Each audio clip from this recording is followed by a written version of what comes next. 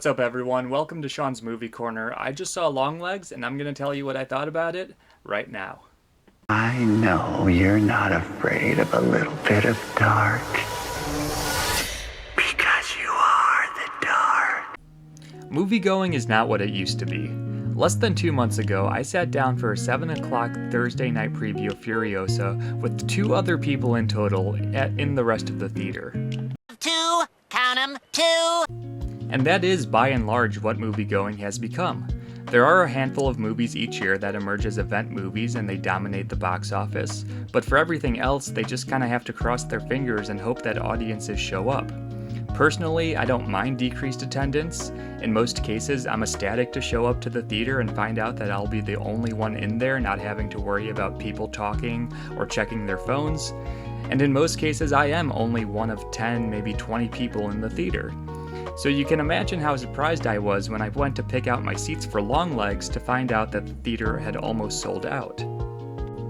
Not only was it a packed crowd, but it was an engaged crowd. People were getting into it. There were people covering their faces, a guy was leaning over intently watching for like half the movie. It seemed really uncomfortable. There were a group of teenagers behind me making very unnecessary and slightly too loud remarks throughout the entire movie.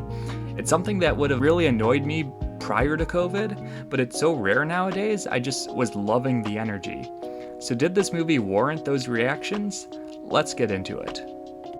So Longlegs is distributed by Neon Studios. It's their 3rd movie released in theaters this year after Immaculate and Babes. They still have Anora coming out in October, which won the Palme d'Or at the Cannes Film Festival, so I'm super excited for that.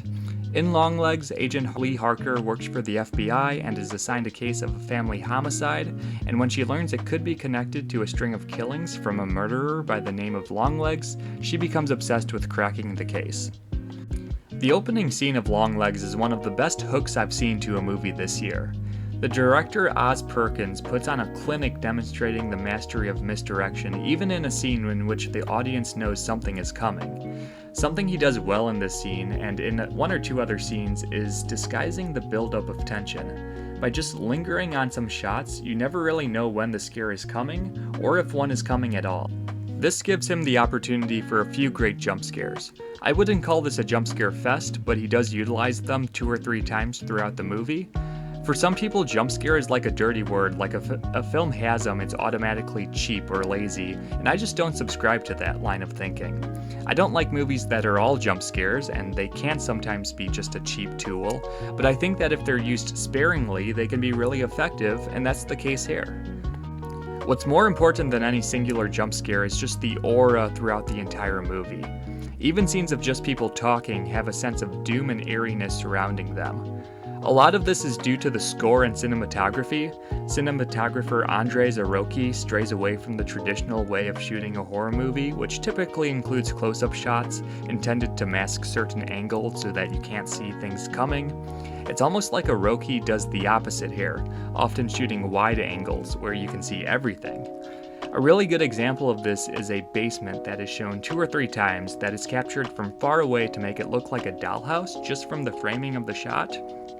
It almost looked like a square, even though from the aspect ratio I know it obviously was rectangular, but I just thought it was a really cool and good example of how he uses the camera work in this movie.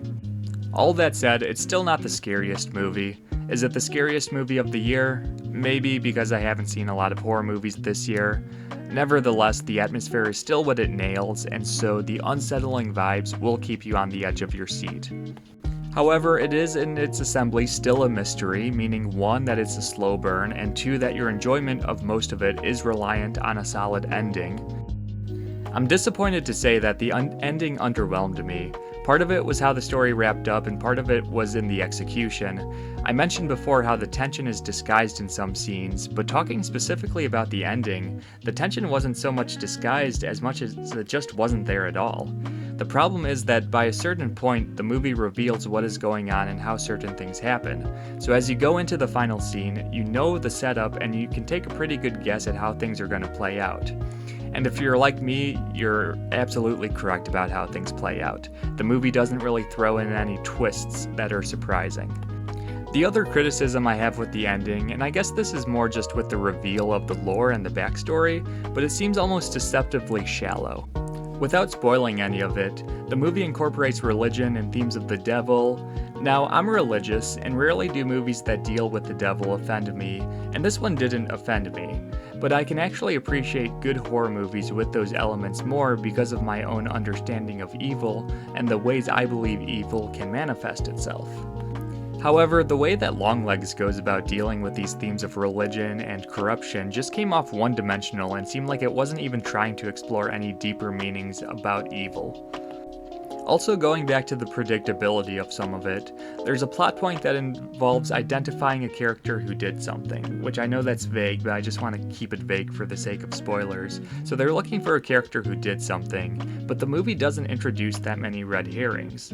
So by a certain point, you basically have like a 50-50 shot at guessing who the person is that you're supposed to be in suspense about. And so it's not terribly difficult at a certain point to choose between those two characters. Now, of course, you don't know the details of how everything connects. I'm not going to pretend like I predicted the ending, but my point is that by exploring a relatively small set of characters, the audience doesn't have to look too far to figure some things out. And did I mention Nicolas Cage is in this movie? I guess I just don't think this movie should be marketed as a Nicolas Cage movie. He has about 15 minutes of screen time, and he is excellent in those 15 minutes.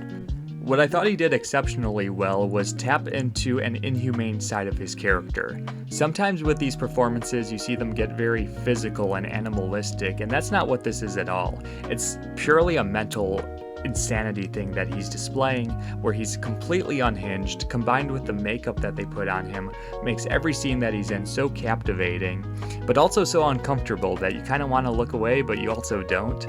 So is Longlegs worth your time? By the smallest margin, I'll say yes, especially if you can see it in a crowded theater. It is one of those experiences that gets enhanced by feeling the reactions of the people around you. The movie does a good job at evoking those emotions. The path to the ending is very suspenseful, very creepy. It holds your attention. I just wasn't totally bought into how things came together by the end of it. I'm going to give Longlegs a 3 out of 5 stars. Thanks for watching my review of Longlegs. Please consider liking this video, and if you enjoyed my thoughts, subscribe so I can see you next time.